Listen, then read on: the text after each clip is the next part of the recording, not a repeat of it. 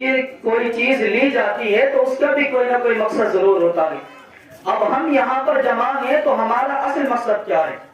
ہمارا یہاں پر جمع ہونا کیا صرف یہ اتنی سی رسم ہے کہ صرف میلاد شریف ہے اور سنا اور گھر چلے گئے؟ نہیں، میرے آقا کونین صلی اللہ تعالی علیہ وسلم کے پیارے دیوانوں، ہم یوں تو بہت ساری محفل سجاتے ہیں اور وہاں پر حاضر بھی ہوتے ہیں، سنا بھی کرتے ہیں، لیکن ہم نے سنا اور سن کر ثواب حاصل کرنے کے بعد اور بھی کچھ ہم نے اس سے حاصل کیا یا نہیں کیا؟ یوں تو سنتے رہے، صدیاں گزر گئی، لیکن فائدہ کچھ بھی حاصل نہیں ہوا۔ تو ہم یہاں پر آئے تو ہمارا اصل مقصد یہ ہے کہ ہم جو بات کریں، اللہ تبارک و تعالیٰ کا فرمان، اپنے نبی کی بات آپ تک پہنچائیں، اور آپ کا مقصد یہ ہے کہ آپ اس کو سن کر کے اس پہ عمل کریں اور ہم بھی اس پر عمل کریں۔ تب ہمارا یہاں پر بیٹھنا، بات کرنا اور سننا تب ہمارا فائدہ مند ہے، تب کامیاب ہے۔ اگر ہم یوں ہی سنیں اور چلے گئے تو ہم نے کوئی فائدہ حاصل نہیں کیا۔ آقا کونین صلی اللہ تعالی علیہ وسلم کے پیارے دیوانوں، یوں ہی کوئی چیز جب بے مقصد نہیں بنائی جاتی تو ہمارے زندگی کا مقصد کیا ہے؟ انسان کی زندگی کا اصل مقصد کیا ہے؟ اللہ جل شانہ نے انسان کو بنایا تو اس کو کیوں بنایا؟ اس کا مقصد کیا ہے؟ آج میرا اور آپ کی زندگی کا مقصد کیا ہے؟ تو ہم اپنے مقصد کو سمجھیں۔ میرا رب ارشاد فرماتا ہے وَمَا خَلَقْتُ الْجِنَّ وَالْإِنسَ إِلَّا لِيَعْبُدُونِ، کہ ہم نے جن اور انسان کو جو ہے اپنی عبادت کے لیے پیدا کیا۔ تو انسان کی پیدائش کا اصل مقصد یہ ہے کہ وہ اپنے رب کی ذات کو پہچان کر اپنے رب کی عبادت کرے۔ اور عبادت صرف نماز پڑھنا یا روزہ رکھنا ہی عبادت نہیں، بلکہ آپ زندگی کے ہر لمحہ اپنے رب کی عبادت کر سکتے ہیں۔ آپ 5 وقت کی نماز ادا کریں اور آپ اس کے بعد جو بھی جائز کام کریں گے، حلال کام کریں گے، حرام کاموں کو چھوڑ کر کے جو بھی کام کریں گے، اپنے بچوں کے لیے روزی کمائیں گے تو اللہ تبارک و تعالیٰ اس کا بھی آپ کو ثواب عطا فرمائے گا، وہ بھی آپ کی عبادت بن جائے گی۔ آپ اللہ کی بارگاہ میں اپنے گناہوں سے توبہ کریں گے تو وہ بھی آپ کے لیے عبادت بن جائے گی۔ آپ کسی غریب مظلوم کی مدد کریں گے، وہ بھی آپ کے لیے عبادت بن جائے گا۔ یوں ہی بہت ساری چیزیں ہیں۔ اور انسان کے پاس سب سے زیادہ قیمتی چیز کیا ہے؟ کیا مال اور دولت قیمتی ہے؟ کیا دنیا کا سرمایہ قیمتی ہے؟ کیا یہ دنیا کی عزت اور دنیا کا جاہ و جلال، دنیا کی شہرت، کیا یہ جو ہے قیمتی چیز ہے؟ نہیں، انسان کے پاس سب سے قیمتی چیز جو ہے وہ اس کا ایمان ہے۔ اور آپ نے دیکھا ہوگا کہ دشمن جب بھی حملہ کرتا ہے، دشمن جب بھی کوئی چیز چرانا چاہتا ہے، چور جب بھی کسی چیز کی چوری کرتا ہے تو وہ سب سے بڑی اور سب سے زیادہ قیمتی چیز کو چرانے کی کوشش کرتا ہے۔ تو اصل آپ کا دشمن کون ہے؟ اللہ ارشاد فرماتا ہے ان الشیطان للانسان لکم عدو فاتخذوه عدوا، بے شک شیطان تمہارا دشمن ہے اور اسے اپنا دشمن ہی بناؤ۔ اللہ جل شانہ نے اس آیت کریمہ میں واضح طور پر ہم سب کو یہ پیغام دے دیا، ایمان والوں کو یہ بتا دیا کہ تمہارا دشمن شیطان ہے اور تمہیں اس شیطان کو اپنا دشمن ہی بنانا ہے۔ اب ایک بات تو یہ ہے کہ وہ پہلے سے ہی دشمن ہے، اب اس کو اور دشمن کیوں بنائیں اور کس طرح بنائیں؟ تو اس کو اللہ کی فرما برداری کر کے، اللہ تبارک و تعالیٰ کی نافرمانیوں سے بچ کر کے اس کو اپنا دشمن بناؤ۔ اور اگر آپ نے اس کو اپنا دوست بنانے کی کوشش کی تو وہ جو آپ کی قیمتی چیز ہے، آپ کے پاس سب سے قیمتی سرمایہ ہے، وہ اس کو چرا لے گا اور اس کو برباد کر دے گا۔ اور جب وہ برباد ہو گیا تو پھر آپ کسی بھی کام کے نہ رہے، چاہے دنیا کا جاہ و جلال، دنیا کی شہرت، دنیا کا مال و دولت آپ کو مل جائے، لوگ آپ کو دیکھ کر کے جو ہے سلام کریں، لوگ آپ کے لیے کرسیاں چھوڑ دیں، چاہے آپ کتنے ہی بڑے دولت مند، کتنے ہی بڑے شہرت والے، کتنے ہی عزت و جاہ و جلال والے دنیا میں بن جائیں، لوگ آپ کے جو ہے آپ کے تعظیم کریں، لیکن یاد رکھنا اگر اس دشمن نے آپ کی یہ قیمتی چیز چرا لی تو پھر آپ کا ٹھکانہ جہنم ہوگا۔ اور جہنم کیا ہے؟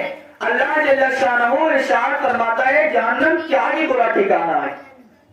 جب اللہ جس کو برا ٹھکانہ کہے تو سمجھ لیں کہ وہ کتنی بری جگہ ہوگی، اور وہاں نہ تو کوئی عیش و آرام، بلکہ وہاں ایک دہتی ہوئی کالی سیاہ آگ ہے، اور وہ آگ کتنی خطرناک ہے کہ وہ آگ کی اس کی ایک چنگاری کسی پہاڑ پر رکھ دی جائے تو وہ پہاڑ بھی پگھل جائے، اور پھر پینے کو جہنمیوں کو جن کا ایمان برباد ہوا جو کھولتا ہوا پانی دیا جائے گا، جب وہ ان کے منہ کے اندر جائے گا تو ان کے جسم کی آنتوں کے ٹکڑے ٹکڑے کر دے گا، ان کے ہونٹوں کے قریب جائے گا تو ہونٹوں کو جلا کر کے راکھ کر دے گا۔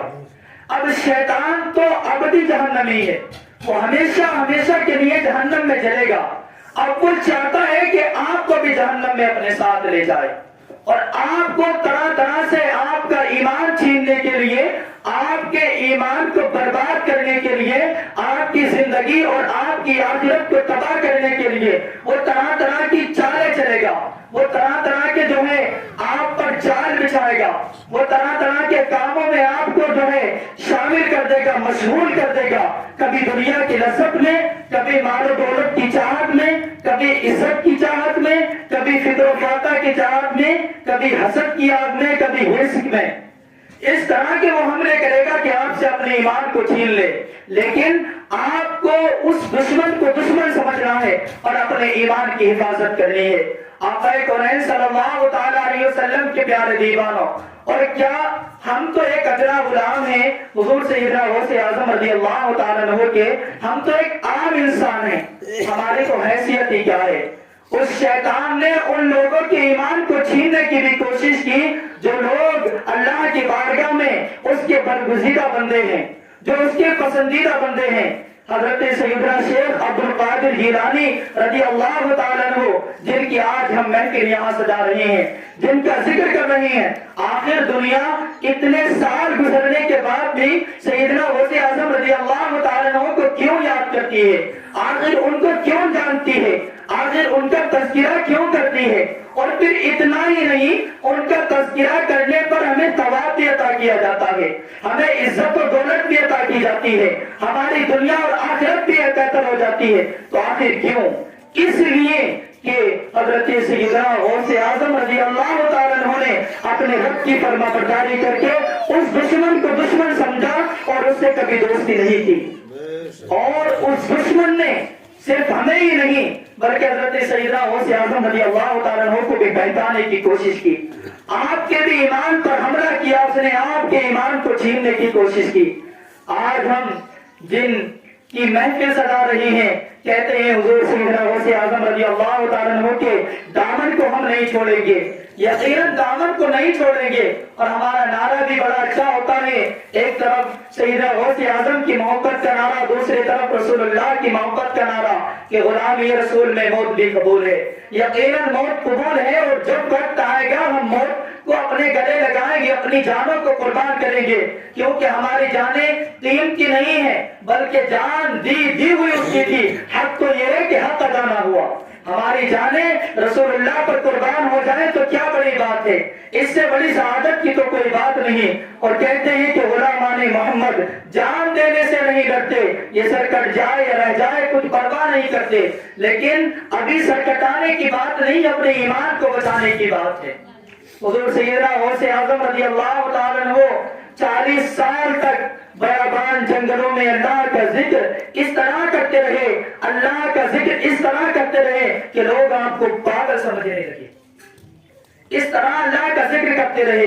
ایک دن آپ جو ہے اللہ کا ذکر کر رہے تھے، اللہ تبارک و تعالیٰ کا ذکر کرتے کرتے بیابان جنگلوں میں ادھر ادھر گھوم رہے ہیں، آپ کو پیاس لگی، شدت کی پیاس، ادھر گرمی بے تحاشا، گرمی کی تپش اور ادھر شدت کی پیاس۔ اللہ اکبر! کیا دیکھتے ہیں کہ ایک بادل چھا جاتا ہے، ایک ابر چھا جاتا ہے، اور وہاں سے جو ہے بارش برستی ہے اور حضرت سیدنا غوث اعظم رضی اللہ تعالیٰ عنہ سیراب ہو جاتے ہیں. پھر اس کے بعد وہاں ایک روشنی ظاہر ہوتی ہے اور وہاں سے آواز آتی ہے اے عبد القادر ہم تیرے رب ہیں اور ہم نے تجھ پر ساری حرام چیزوں کو حلال کر دیا ہے. اللہ اکبر. حرام چیزوں کو تمہارے لیے حلال کر دیا ہے. حضرت سیدنا غوث اعظم رضی اللہ تعالیٰ عنہ لاحول پڑھتے ہیں اور سمجھ جاتے ہیں کہ یہ کوئی اللہ کی طرف سے ندا نہیں بلکہ یہ شیطان ہے. آپ کہتے ہیں او ملعون تو مجھے شیطان معلوم ہوتا ہے.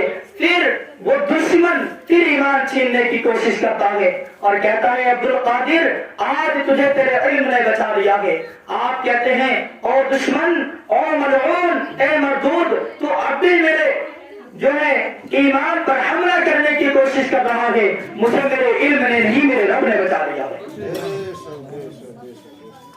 تو اس چیز سے ہمیں بھی درس حاصل کرنا ہے, ایک نصیحت حاصل کرنی ہے. صرف اتنا ہی نہیں کہ یہ واقعہ حضور سیدنا غوث اعظم رضی اللہ تعالیٰ عنہ کے ساتھ ہوا, نہیں یہ بات ہمارے ساتھ بھی. آج ہمیں دولت ملی, شہرت ملی, مال ملا تو آج ہم اکڑ گئے. آج ہم نے غرور و تکبر شروع کر دیا. آج ہم نے لوگوں کو حقیر جاننا شروع کر دیا اور سمجھیں یہ کوئی عام بات نہیں, یہ شیطان کا جال اور شیطان کا وہ ہتھیار ہے جس سے آپ کا ایمان چھیننے کی کوشش کر رہا ہے. جب آپ کو دولت ملے تو یہ اس پہ اکڑنا نہیں, اس پہ تکبر نہیں کرنا بلکہ اللہ کا شکر ادا کرنا ہے کہ یہ میری قابلیت سے مجھ کو نہیں ملا بلکہ یہ میرے رب کی عطا ہے کہ میرے رب نے مجھ کو عطا کیا ہے. آج آپ کے پاس جو بھی ہے وہ سب آپ کے رب کی عطا ہے. تو اس پر غرور و تکبر کر کے اپنے دشمن کو موقع نہ دیں کہ وہ غرور و تکبر کے ہتھیار سے آپ پر حملہ کرے اور آپ کے ایمان کو چھین لے. انسان شیطان کے ہتھیاروں میں سے ایک ہتھیار حرص اور لالچ بھی ہے. آپ جانتے ہیں کہ انسان کا دل جو ہے, انسانی قلب ایک قلعے کی طرح ہے. انسان کا دل ایک قلعے کی طرح ہے. اب قلعے کی حفاظت اس وقت تک نہیں کی جا سکتی جب تک کہ آپ کو قلعے کے داخلی اور خارجی راستوں کا معلوم نہ ہو, آپ کو اس کے رکنوں کا معلوم نہ ہو. قلعے کی حفاظت وہی اچھے طریقے سے کر سکتا ہے جس کو اس کے راستوں کا پتہ ہوگا, اس کے رکنوں کا پتہ ہوگا اور وہ ان کو بند کر دے. اب شیطان کے کچھ راستے جن سے وہ انسانی قلب پر, انسانی دل پر حملہ کرتا ہے اور ایمان چھیننے کی کوشش کرتا ہے, وہ چند میں آپ کے سامنے پیش کر رہا ہوں. آقا کونین صلی اللہ علیہ وسلم کے پیارے دیوانوں, شیطان کے ہتھیاروں میں سے اور اس کے راستوں میں سے ایک راستہ یہ بھی ہے, اس کا ایک ہتھیار یہ بھی ہے کہ غصہ.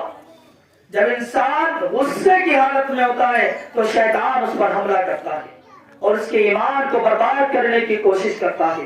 میرے آقا صلی اللہ تعالیٰ علیہ وسلم ارشاد فرماتے ہیں کہ جب انسان غصے کی حالت میں ہوتا ہے تو شیطان اس سے اس طرح کھیلتا ہے جیسے بچہ گیند سے کھیلتا ہے اور وہ اس کے ایمان کو برباد کر دیتا ہے. تو ہمیں آج اپنے غصے کو کنٹرول کرنے کی ضرورت ہے. آج ذرا سی بات کسی نے کہہ دی تو غصہ ہمارا اتنا تیز ہے کہ ہم نے دیکھا ہے کہ غصے کی وجہ سے لوگوں کے گھر تباہ ہو گئے, رشتہ داریاں ٹوٹ گئیں, آج ایک دوسرے کے لوگ دشمن بن گئے. آج غصے کی حالت میں ہم نے ایسے فیصلے کیے کہ وہ بھائی جس کے لیے ہم بچپن میں اپنی جان قربان کرنے کی باتیں کرتی تھی, بھائی جب آتا کہ بھائی مجھے اس بچے نے ایسا کہہ دیا تو بڑا بھائی جو ہے اس کو جو جذبات بھر جاتے اور کہتا کہ میں دیکھتا ہوں میرے بھائی کو کون کیا کہتا ہے. لیکن آج ہمارے پاس ہمارے اوپر غصہ اتنا حاوی ہوا کہ ہمارے چھوٹے بھائی نے ہم سے کچھ کہہ دیا, بڑے بھائی نے ہم سے کہہ دیا تو ہمارا تکبر اور غصہ ایسا ہوا کہ یہ کون ہوتا ہے مجھ سے بات کرنے والا. اور اس غصے کی حالت میں شیطان نے ہمارے بیچ دراڑ ڈالی اور آج یہ حالت ہوئی کہ وہ بھائی جو ایک دوسرے پر جان قربان کرنے کے لیے تیار تھے آج ایک دوسرے کی صورت دیکھنے کو پسند نہیں کرتے. اور اس چیز سے یہاں تک حالت ہوئی کہ کچھ لوگ تو اپنا ایمان برباد کر چکے, تو یہ شیطان کا ہتھیار ہے. آج سے ہمیں غصے کو کنٹرول کرنا ہے.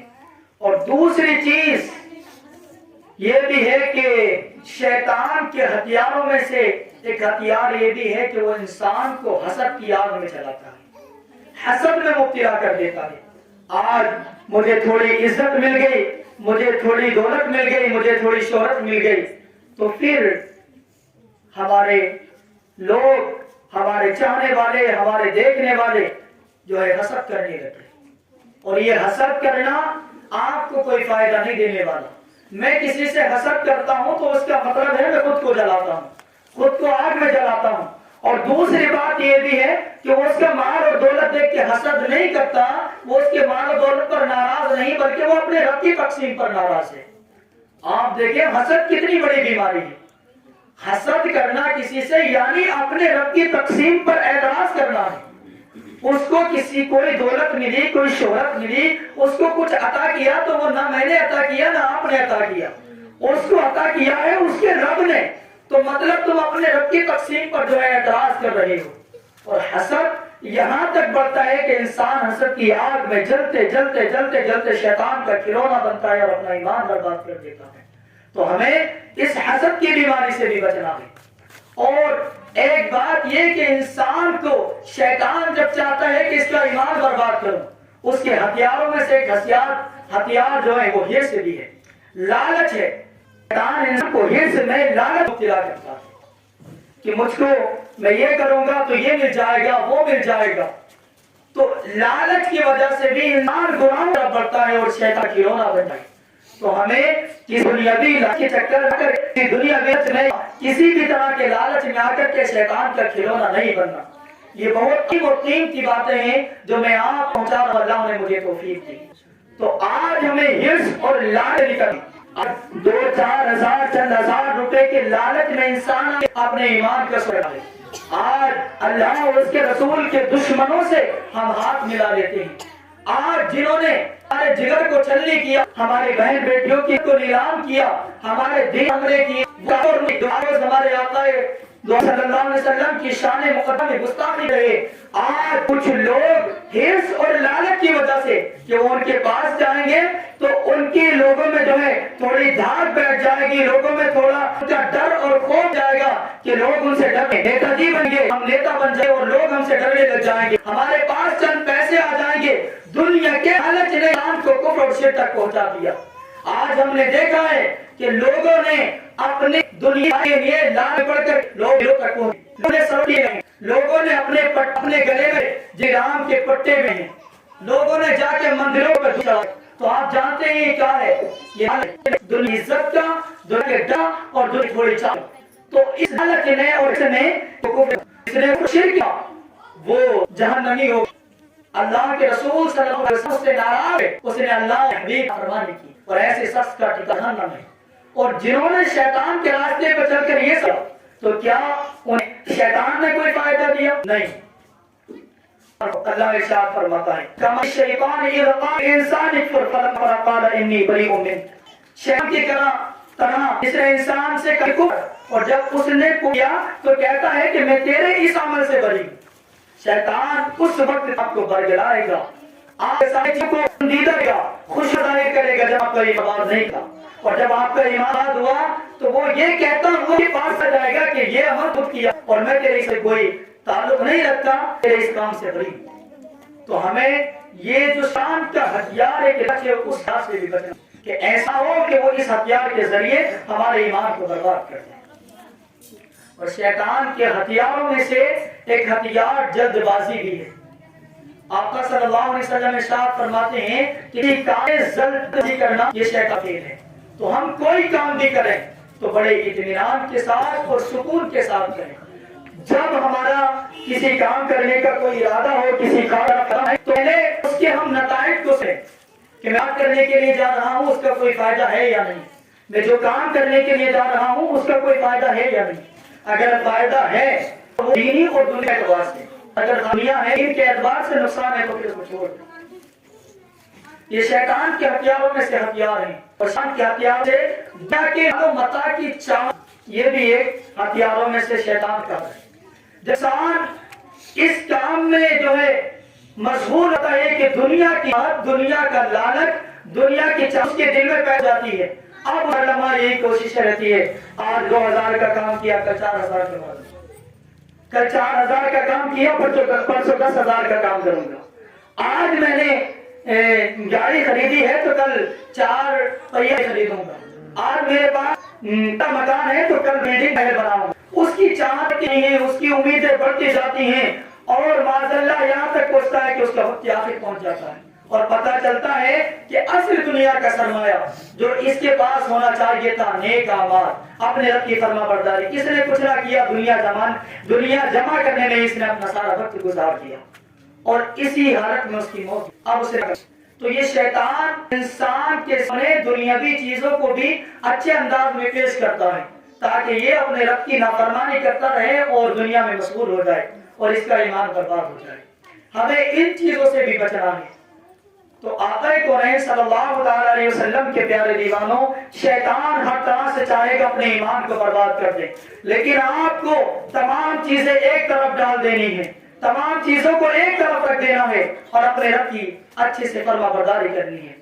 اور آپ جب سچ بولیں گے، آپ جب جھوٹ سے کنارہ کش ہو جائیں گے، جب آپ دنیا کو چھوڑ کر کے اپنے رب کی بات کرنے لگ جائیں گے، اپنے رب کی فرما برداری کرنے لگ جائیں گے، تو آپ کو دین اور دنیا دونوں جہاں میں کامیابی مل جائے گی۔ میرے آقا صلی اللہ علیہ وسلم کی بارگاہ میں ارشاد ہوا، آقا صلی اللہ علیہ وسلم سے صحابہ کرام نے عرض کیا، آقا ہم میں سب سے بہتر شخص کون ہے؟ میرے آقا ارشاد فرماتے ہیں، تم میں سب سے بہتر شخص وہ ہے جس کے عمر لمبی ہو اور اس کے اعمال اچھے ہوں۔ پوچھا کہ ہم میں سب سے برا کون ہے؟ کہ جس کی عمر لمبی ہو اور عمل برے۔ تو اگر ہمارے اعمال اچھے ہیں تو ہم اچھے ہیں، اور اگر ہمارے اعمال برے ہیں تو ہم برے ہیں۔ تو آج ہمیں اپنے اعمال کو بہتر کرنے کی ضرورت ہے۔ آج اتنے اعمال ہمارے خراب ہوئے کہ کفر و شرک تک لوگ پہنچے۔ آج ایک نہیں بلکہ ہزاروں لاکھوں کی تعداد میں مسلم بچیاں ایسی ہیں کہ جو کافروں کے ساتھ آج نکل، جنہوں نے اپنا ہاتھ چھوڑا، جھوٹ جھاڑ میں پھنس کر کے انہوں نے اپنے ایمان کو برباد کر دیا۔ آج مسئلے تھوڑی میٹر ہے، آپ کے گھر کا تھوڑی میٹر، یہ مسئلہ نہیں ہے۔ آپ مسئلے کی جو ہے احساسیت کو سمجھے، اس کی حیثیت سمجھے، اس کو سمجھے۔ آقا ارشاد فرماتے ہیں کہ مسلمان محبت میں، اخوت میں اور آپس میں رحم دلی میں بھائی بھائی کی طرح ہیں، اور اللہ کا بھی ارشاد ہے انما المؤمنین اخوہ، مسلمان آپس میں بھائی بھائی ہیں۔ تو اگر کوئی مسلمان بھی گناہ کی طرف بڑھتا ہے، کسی کا ایمان برباد ہوتا ہے تو میرے بھائی کا ایمان برباد ہوتا ہے۔ تو جتنی تکلیف اس کو ہے، جتنی نقصان اس کا ہے، اتنا میرا بھی ہے، کیونکہ آپ کی آنکھ میں تکلیف ہو تو آپ کا پورا جسم اس کی حرارت کو محسوس کرے گا۔ تو جب کسی مسلمان کو تکلیف ہو تو پھر ہمیں تکلیف کیوں نہیں؟ ہم کیوں کسی کی تکلیف پر خوش ہوتے ہیں؟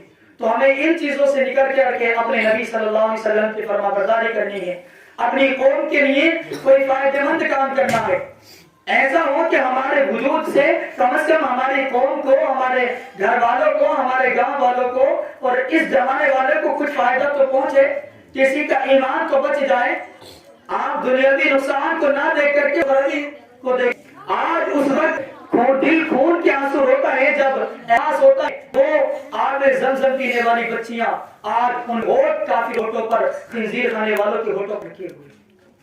ایک بچی آپ کی وجہ سے، کیونکہ یہ آپ کا کیا دھرا ہے، آج آپ نے ایسی رسمیں قائم کی، کبھی شادی کے نام پر ناچ گانے کرائے، ناچنے والی نچنیوں کے گھر پہ بلایا، انہوں نے اپنے جسم دکھائے، بچوں کی جو ہے احساسات کے جو ہے جذبات بھڑکے اور کاموں میں ملوث ہوئے، بیٹیوں کو آدھے آدھے کپڑے پہنا کر ٹائم کے اور ان کے نفس کو اور آج یہ وہ کافروں کے ساتھ بے پردہ ہو جاتی ہے، کسی کافر کے ساتھ چلی جاتی ہے۔